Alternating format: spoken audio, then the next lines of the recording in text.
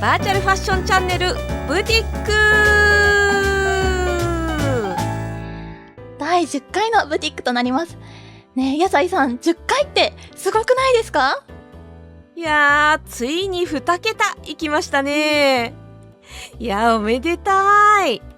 それもこれもこうやって見てくれている皆様、そしてご協力いただいたクリエイターの皆様のおかげです。改めましてありがとうございますね。ありがとうございます。こんなにたくさん紹介させていただいたんですね。そういうことになりますね。でもまだまだバーチャルファッションのブランドさんとってもたくさんあるから、100回でも1000回でも紹介できるんじゃないですか？1000回？僕らは一体何歳になるんだろう。いやー、ほら、そこはバーチャルだから年は取らないかもしれない。いやー、取るかもしれないですよ。でも確かにバーチャルだから考えるだけ野暮ですよね。ねえ。ということで、ブティックスタッフ一同、これからもバーチャルファッションのブランドさんとお洋服を紹介していきます。これからもよろしくお願いします。よろしくお願いします。というわけで、第10回ブティックでコンシェルジュを務めさせていただきます白鳥デネブと野菜ゆうきです。よろしくお願いします。さて、ブティックを知らない方もいらっしゃるのではないかと思います。野菜さん、説明をお願いいたします。はい、このブティックはあなたのファッションにプラスワンの彩りを提案をテーマにしており、バーチャルファッションの服をバーチャルファッションが好きな人にもっともっと知ってもらいたい、そんな思いでブランドさんと作った服にフィーチャーし紹介をしていく番組となります。はい、たくさんあるファッションブランドも何かのきっかけから始まった。そのきっかけやブランドへの思いなど様々なことをブティックで深掘りしちゃいましょうということですね。はい、普段ショップで買うときには見えないブランドさんの顔が見たい、そしてブティックで視聴者さんとブランドさんの出会いになるといいなと思ってます。はい、またこのブティックでは様々なブランドさんにインタビューをしております。興味がございましたらチャンネル登録お願いいたします。そしてこの動画が良かったなと思ったら高評価もお願いいたします。よろしくお願いします。今回のブランドさんはどんなブランドさんなのでしょうか？めちゃくちゃ速いスピードでお洋服を販売されているブランドさんです。速いってどれくらいなんでしょう？クリエイターさんによってスピード感は変わると思いますが、そうですね、例えば僕だったら1着作るのに集中してだいたい1から3週間くらいかなという感じです。私だったら少なくてもものによりますが10日くらいはかかりますね。もちろんこれより早いってことですよね？もちろんですよ。皆さんくれぐれもこの数字覚えておいてくださいね。テストに出ますよ。テスト？そのテスト気になっちゃいますね。さて、私たちもそのブランドさんの服に着替えちゃいましょう。了解。パーティーですわ。あれ？デネブさんドレスじゃん。パーティーと聞いたので、さあシャンパンですわ。乾杯ですわ。あら？野菜さん、パーティーの割にずいぶんカジュアルですわね。いや、パーティーじゃないし、コーデの紹介だしね。でも本当にいろんな種類を作っている方なので、今回は思いっきり差がわかるようなコーデを組んでいただいたようですよ。なるほど。カジュアルもフォーマルも振り幅すごいですよね。そして今回はモデルを月島バトラさんに務めていただいております。バトラさんとっても美しすぎて眼福でした。早く皆さんに見てほしいですね。ですね。ということで第10回に紹介するブランドさんはブリハマチさんを徹底的に深掘りしてご紹介をしていきます。ではハマチブリさん、お入りください。いらっしゃいませ。こんにちは、浜地ぶりです。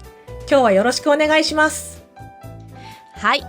というわけで、今回深掘りするブランドさんは、性別にとらわれない自由なおしゃれ、ブリハマチのオーナー、浜地ぶりさんです。よろしくお願いします。よろしくお願いします。早速なんですが、前から思ってましたが、どこかの地方のご当地 VTuber さんだったりしますか？さっき調べてきたんですけれど、日本三大ブリ漁場は、富山県氷見市、それから長崎県の五島列島、京都府の伊根町の3カ所らしいですよ。多分その3カ所のどこかじゃないかなと。違いますよ。僕は VTuber じゃないです。そうなんですか？名前が VTuber さんっぽいですよね。よく間違われませんか？そうなんです。ブリもハマチも僕の大好物なんで、ブランド名にも名前にも入ってるんです。ブリもハマチも美味しいですよね。僕はブリしゃぶが好きですね。私はブリ大根かな。しみる感じがいいですよね。僕はお寿司かな。お腹が空いてきましたね。終わったらブリパーティーしましょうね。やった！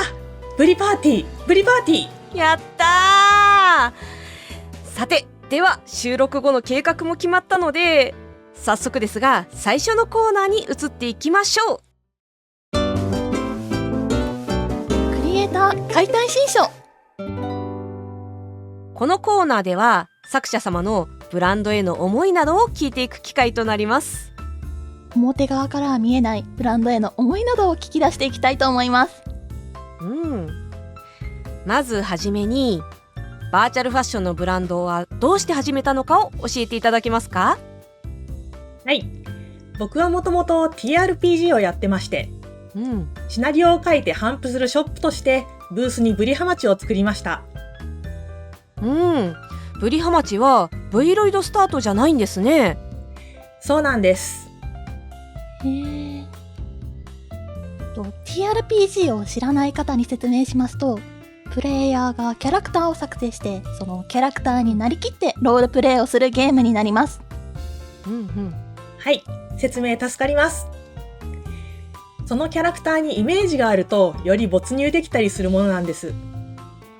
僕も同様に当時は手書きのイラストのキャラクターがいました。とっても愛着が湧いてしまいまして、V ロイドは愛着のあるキャラクターを 3D で動かせる MMD で踊らせられるキャラメイクツールとして出会いました。2019年12月末くらいですかね。まだベータ版の時です。V ロイドはもともと 3D キャラメーカーですもんね。確かに用途としてはぴったりですね。そうなんです。始めたばかりの僕にはブースショップがすっごくありがたくて、たくさんお洋服を検索しては自分のキャラクターに着せたりしていました。でも次第に自分で作れるじゃないかとなり、服を作り始めました。僕が必要なアイテムを作っていくうち、これが必要な人が他にもいるのではと思い立ち、ショップへ並べることにしました。なるほど。TRPG と V ロイドのショップという感じですか。はい。アイテムを増やすだけという感覚で。バーチャルのアイテムは在庫を持たなくていいのが気楽で、始めるのは簡単でしたね。ただ、ファッションの方も結構な分量になってきたので、増えに増えて結局元々あった TRPG 分野を別ショップへ分離することになったんですけど。なるほど。最初はまさかこんなにお洋服が増える予定ではなかったなって感じだったんですね。そうなんです。お引っ越しはなかなか大変でした。そういえば V ロイドのユーザーで TRPG をやられる方結構お見かけしますよね。キャラクター作りと V ロイド相性がいいようです。確かに TRPG って大量の差分を用意することがありますけど、V ロイドだと素早く用意できますもんね。話は変わりますが、ブリハマチのブランドコンセプトなどを教えてください。はい。性別にとらわれない自由なおしゃれなんですが、これには歴史的な理由がありまして。歴史的な理由？最初僕が V ロイドを始めた時はまだベータ版で、女性ボディでしか着られない型紙というのがあったんです。パンプスとかスカートとか。うわー、懐かしい時代だ。ベータ版の時は男性女性とボディが分かれてたのですが、まあ男性は一部の型紙が着れなかったんですよね。そういうことなんですか？私その頃は女性ボディしか使ってなかったから知りませんでした。そうなんです。そういう時代があったんです。当時の僕はそれがすごく気に食わなかったんで、自由に着られる服を作ろうと思い押し出していきました。それが性別にとらわれない自由なおしゃれという理由です。だからサムネイルには男性ボディと女性ボディが写ってるんですね。男性ボディ、女性ボディ両方に使えるようパラメーターが両方に付属されています。正式版になってボディが共通化されていい時代になりましたね。ほんとそう、いい時代になりました。ちなみに、じゃあそのコンセプトを体現しているブランド名かというと、そういうわけでもなく、本当はコンセプトが結びつくような名付けをするべきなのですが、もともとブリハマチは僕、ハマチブリがやりたいことをやるショップという名前でつけたんです。ショップ分離の際にブランド名として変更する案もあったんですが、悩んだ末に据え置きになりました。ブランド名変更する案があったんですね。そうなんです。いろいろと考えたんですけどね、衣装ブランドの売り方らしくはないかもしれませんが、かっこいい横文字よりはこれが自称7歳児の僕のショップらしいとも思います。サムネイルに男女とも掲載されているので、こだわりを感じるなと思ってたら V ロイドの歴史がそうさせてたんですね。なるほどな、新たな学びを得た感じです。ブリハマチって確かに衣装ブランドっぽい響きではないけど、もう今ではブリさんが制作しているショップが思い浮かぶようになったから、ブリハマチでよかったなって思ってます。そういえばブリハマチはものすごい数のアイテムがブースにありますが、何点ぐらい販売されてますか？はい、V ロイドのお洋服を並べ始めて5年ほどで、200点突破してます。200？ すごくないですか？どういうスピード感で作ってきたんですか？スピード感ですか？そうですね、出品準備も含めて1アイテムにつき1日かからないものが多いです。頭の中に完成図があるものは特に早いですね。靴とかみたいな小物だと3時間くらいで作るものもあります。ちなみにそのスピード感の秘訣とかってありますか？鉄は熱いうちに打つというか、作りたいこれという気持ちが冷める前に作り上げてしまうんです。逆に一つのアイテムを1ヶ月かけて練るとかはとっても苦手分野です。僕は何がしたかったんだっけってなってしまいます。いや、勢い大事ですね。出品準備も含めなんですね。面倒な作業。そうそう、作った洋服のお写真を空張り分撮って、サムネイル作るやつ、面倒ですよねあれ。でもそれも勢いでやっちゃうんですよ。出品完了までがアイテム制作なんやで。勉強になります。いや、うちのフォルダは見せられないいやいや、勢いそりゃ大事なことだとは思うけど、それでもこのスピード感やっぱおかしいって。いや、ちげえね。でもこのスピード感でこれだけバラエティのある服作るの、いやすごいですよね。ねえ、そうそう、最初の方はどちらかといえばリアルクローズ系が多くて、トップスだけ、ボトムスだけ、靴だけという重ね着お洋服で大歓喜の構成がたくさんありますよね。靴の種類もサンダル系からフォーマル系までたくさんあって、これ本当に助かるんです。これで組み合わせで困った時、よくブリハ町に行きます。わかります。困った時に助かるコーデ。方や結構ファンタジーに振り切った一点物も多いですよね。他で見ないようなジャンルも多いです。一点物のファンタジー系は海外の皆様によくお手に取っていただいてますね。なるほど。ちなみに私が着させていただいているドレスとか、ドレス系もたくさんありますね。このバラエティ豊富なところもブリハ町の特徴ですね。おもちゃ箱のように本当にいろいろな服があるので、ぜひ見てくれると嬉しいです。いろんな趣向な服があるので迷ってしまいますね。こんな豊富な衣装を出されてしまいますが、ブリさんのアイデアの引き出しを教えてください。一番最初はファッション何もわからないだったので、アパレル用語図鑑が載ってるホームページがありまして、パーツの名前や形の種類を学びました。その形を組み合わせるだけで服になるんです。すっごい勉強になります。なるほど。これは便利そうだ。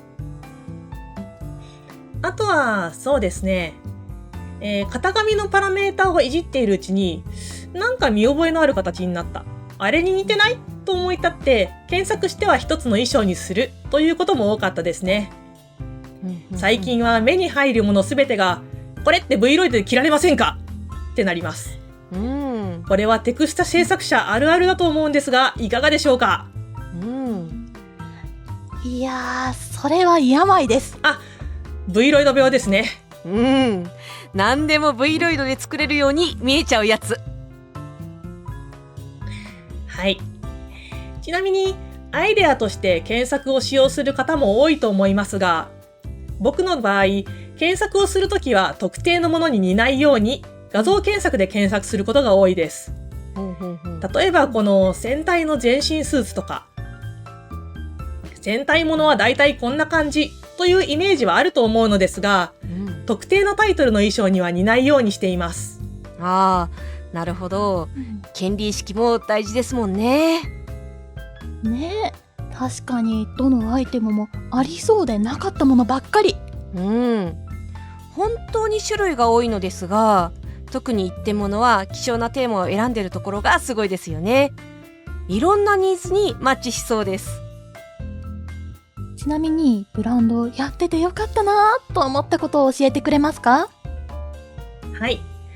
衣装を着用したお写真が拝見できたときは、作ってよかったーとなる瞬間です。アイテムを購入いただいたメールが届いたときも、誰かに僕の作りたいが届いたんだなーと感じて、毎度感動しています。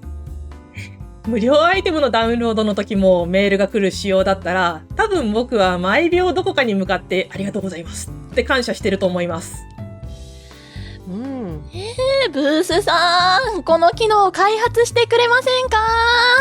いやー、ほんまにね、無料で配布してる方も多いですもんね。皆さんぜひ無料配布のものを着たらハッシュタグブリハマウェアで報告しましょう。そうしたら飛んで喜びます。そういえばブリーさんは VR with you というブリハマチのファッションのスナップ紙を発行してますよね。2025年1月に2巻目である VR with you 2025が発刊されました。こちらのお話をお伺いしてもいいでしょうか？はい。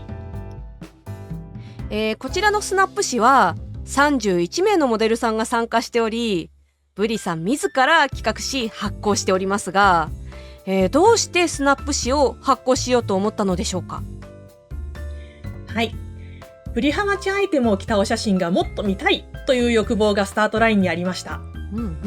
そしてそれを自分だけで楽しむなんてもったいない。V ロイドアイテムの可能性を、お着替えの多彩さを、もっと多くの人に教えてほしい、見てほしいという気持ちが燃え上がって動き始めました。なるほど。たくさんの人に見てほしいということで発行したと。なんてありがたい。スナップ紙って素敵ですよね。自分にないコーデのアイディアとかが見えたりするし。私もとっても楽しんでしまいました。もうどれも尊くて。そう、まさに。モデルさんにコーデを組んでもらったのですが、ブリハマチのどのアイテムの何色を選ぶのか、どこのショップからお借りしてくるのか、個性が輝いて本当に良い一冊になったと思います。走り切った感想としてはもう最高ですね。僕自身の見たいが他の誰かの役にも立つというのが本当に嬉しいです。いやー、本当に見応え抜群でしたね。モデルさんも自らスカウトされたとのこと。いやー、ボリュームもすごいですね。こちらなんと無料なんですよ。116ページもあるのに、すごくないですか？ねえ、本当にすごいね。これらを自ら全部やられるのも相当なパワーだったと思いますね。ぜひ皆さんダウンロードして見てほしい。本当で、こちら第1号は2020年の秋に発刊されたということで、こちらも合わせてダウンロードしてみてくださいね。いや、でもですね。でも贅沢は言わないから毎年見たい。本音を言うと毎月見たい。こんな楽しいコーデ本ずっと眺めてられるに決まってるじゃないですか。ねえ。熱量がすごい。でもそう言ってもらえてすごく嬉しいです。ありがとうございます。ねえ、コーデ本を作る熱量も十分すごいと思います。でもモデルさんに負担をかけないような工夫の上で作られていて、参加者としてもありがたいなと思いました。やっぱりもう少し贅沢言っていいですか？毎週見たいです。ありがとうございました。ではそろそろ次のコーナーに行きましょう。ブランドアイテム制作秘話。このコーナーではブリさんが作ったアイテムをめちゃくちゃ見ていこうというコーナーです。ブリさんに解説していただきましょう。よろしくお願いします。では最初のアイテムはこちら。ゼンタングル T シャツです。ゼンタングルというペン画のメソッドを取り入れたユニークなデザインの T シャツです。シンプルながらも存在感があり、主役にも引き立て役にもなる万能アイテム。袖の長さは半袖、七分丈、長袖の3種類から選択可能。カラーはブラック、ブルー、グリーン、ピンク、パープル、レッド、イエロー、ホワイトの8色展開です。コーディネートには別売りのカジュアルなカーゴパンツやカジュアルなバッシュを組み合わせるのがおすすめです。コーデ次第で涼しげでフレッシュな印象にもなり、どんなシチュエーションにも馴染む一着です。早速ですが、こちらのアイテムを月島バトラさんに着ていただきました。ゼンタングル T シャツゴー。バトラさん、やっほー。かわいい。いや、かわいい。いい笑顔だ。これ七分袖ですか？ですね。めっちゃ運動できそう。いいな。もう春にぴったりね。ね、さっき映ってたバッシュもすごい可愛い。色が好きですこれ。ありがとうございます。いいよね。パンツもいいですね。本当にいいなあ、シワの質感いい。このすごい柄。ね、この T シャツ柄すごいのにシワ超書き込んでますね。すごい。すごいね。うん。すごい見ちゃうね。ではブリさん、このゼンタングル T シャツのコンセプトを教えてください。はい。メインにしたのはゼンタングル T シャツです。模様の入った服を作るのって難しいっていうのは日々感じていました。でも、模様をもりもり描くのは大好きなんですよね。それをいっそ総柄でジグザグなつなぎ目にしたら、型紙のつなぎ目とか気にしなくていいのではと思ったのがこちらの T シャツです。ゼンタングルというアートの手法を知ってすぐ本を買ってグリグリと楽しく描かせてもらいました。ボトムスはアクティブな方向にしたくてカジュアルなカーゴパンツです。ハイライズとローライズを選べるようにしたところ結構な偏りでローライズが人気です。シューズはカジュアルなバッシュで、これは小学生のハートが喜ぶ派手めのカラーリングにしました。全体のカラーが抑えめなのを足元で元気いっぱいにしてます。こちらのシャツ本当に合わせやすいアイテムです。色も豊富で柄もインパクトがある。でも形はシンプルなので重ね着などにも便利です。いろんなアイテムでコーデする人たちにおすすめしたいです。ねえ、カラーバリエーションが多いアイテムは数あれど、丈のバリエーションが多いアイテムは珍しいので本当に嬉しいです。ありがとうございました。では2着目に行きましょう。宇宙飛行士のスーツです。無重力の世界へ飛び出してみませんか？メタバースでの宇宙旅行にぴったりな宇宙飛行士スーツです。SF 映画のワンシーンのようなデザインと近未来的なフォルムが特徴のこのスーツはメタバース空間での冒険をよりリアルに演出します。カラーバリエーションは黒ベースにネオン6色。ネオンはブルー、グリーン、ピンク、パープル、レッド、イエローとなります。白ベースに同じくネオン6色の合計12パターン。好みのカラーを選んであなたらしい宇宙飛行スタイルを楽しんでください。Vロイドファッションの中でも珍しい宇宙飛行士というテーマのアイテム。SF の世界観を再現したり、スペースコロニーでの生活を想像したり、シチュエーションに合わせた特別なコーデに最適です。宇宙への扉を開く未来感あふれるスーツをぜひお試しください。こちらのアイテムは僕が着てみました。宇宙飛行士のスーツ、ゴー！今度は宇宙だ。宇かわいい。宇宙だ。ふわふわしている。しとる。浮いてるもしかして。すごい丸っこくて可愛いですね、この服。泳いでるみたい。厚みがね、いかにも宇宙飛行士だよね。もちもち感、もこもこ感。ね、金属の継ぎ目も綺麗ですね、これ。ね、いいな、かっこいい。めっちゃいい。今回黒選んだんですか？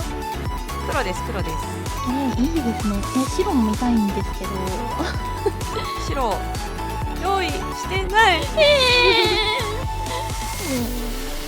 ではブリさん、こちらの宇宙飛行士のスーツのコンセプトを教えてください。はい。ロングコートのパラメータを編集しているうちに、これって何かに見えてきませんかと思い浮かんだのが宇宙飛行士のスーツでした。パーツが光るような演出を入れたいと思っていたのもあって、具体的な案が次々出てきてサクサク制作できましたね。この衣装では足元を大きくしてごついブーツを履いているように見せるところもポイントです。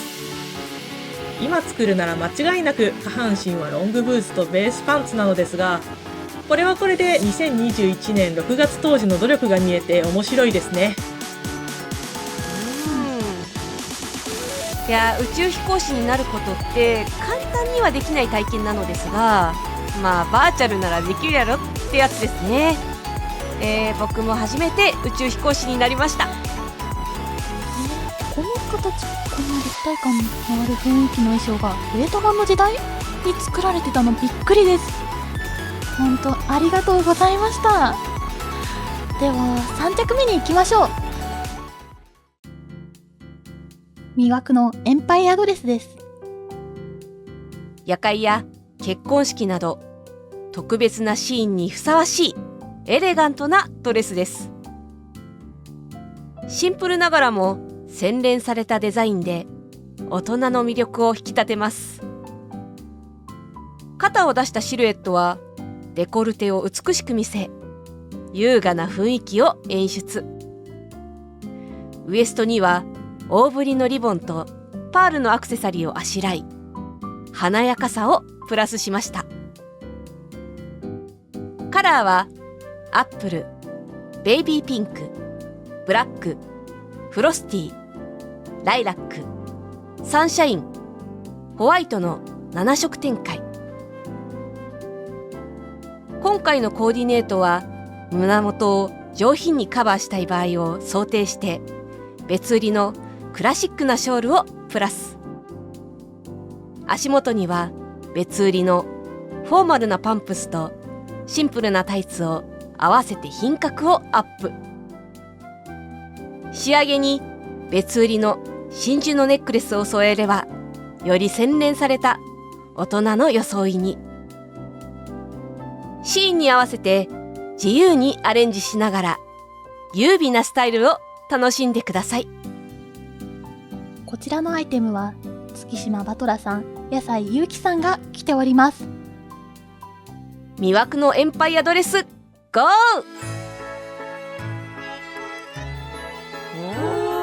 トラさんだ。美しい。美しい。はあ、なるほどな。一連のネックレスをこう2つ重ねて。質感が綺麗。ねバラック綺麗だけど。ね二つ重ね可愛いですよね。真似しようかな、私も。があったなと。いいね。手袋も綺麗。もう本当に手袋のシワの入り方とか縫い目も書き込んである。これ、めっちゃ良くないですか？わかる。こんなに美しい。美しすぎる、本当に。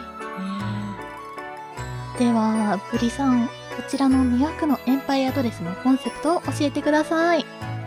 はい。エンパイアドレスはハイウエストの切り替えとストレートのシルエットが特徴のドレスです。そう、肌着とロングコートで表現できるんですよ。気づいた当時は自分を天才だと思ってました。袖なしにしてグローブをつけたのは趣味です。脇が綺麗に見せられる服はいい服だと思います。そう。肩周りにレースやビジュがあっても綺麗ですねと思ったのと、肌の露出が多めなので今回のコーデではショールを追加しました。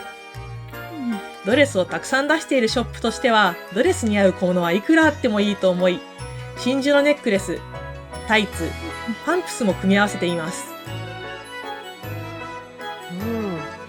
今回は僕も着てみましたが、ブリハ町の、性別にとらわれない自由なおしゃれを体感しました。美しいドレスを着たい、でも性別がって悩む必要がないのはもう今の時代に合ってると思いますね。ところで今回ショールに隠れてる部分の質感も美しいので、皆さんもお迎えして全部見てほしいです。はい、ありがとうございました。さて、そろそろ時間になりました。名残惜しいですが、そろそろ閉店のお時間となります。はい、今日はたくさん紹介させていただきましたが、今日のアイテムについての詳細は概要欄、ブースや X などをご覧くださいませ。それではプリさん、感想を一言お願いします。はい。何やと表現しづらいブリハ町をブランドとして取り上げてくださりありがとうございました。Vロイドは僕が始めた当時と比べてできることがたくさん増えました。何よりボディ限定の型紙がなくなったのがとっても嬉しいです。でも、ボディにより歪み方の違いなどそのまま着替えるだけではいかんともしがたい部分は残っています。僕はやっぱりどっちのボディでも着て楽しい、作って楽しい服を作っていくと思います。これからもブリハマチをよろしくお願いします。ありがとうございました。それではブリさん、またいらっしゃってくださいね。ありがとうございました。ありがとうございました。いやー、今回はバラエティに富んだコーデを楽しめましたね。ね、デネブさんはいかがだったでしょうか？今までもアイテム数が多いなと思ってたんですけど、200を超えるアイテムに改めて圧巻されました。しかもそのアイテム数を作り出す裏話も聞けたのが良かったです。やっぱりこういう裏話を聞けるのはブティックの醍醐味ですよね。野菜さんはどうでしたか？いやー、ブリさんのやりきる勢い、お洋服を作ってて僕はそこでつまずいてしまうことが結構多かったんですね。まあさすがに同じスピード感は難しくても、クリエイターの皆様にはやりきるって言葉は響いたのではないでしょうか。ではブティックを閉店しますか。そうですね。ブティックではあなたのファッションにプラスワンの彩りを提案させていただきます。またのご来店をお待ちしております。次回をお楽しみに。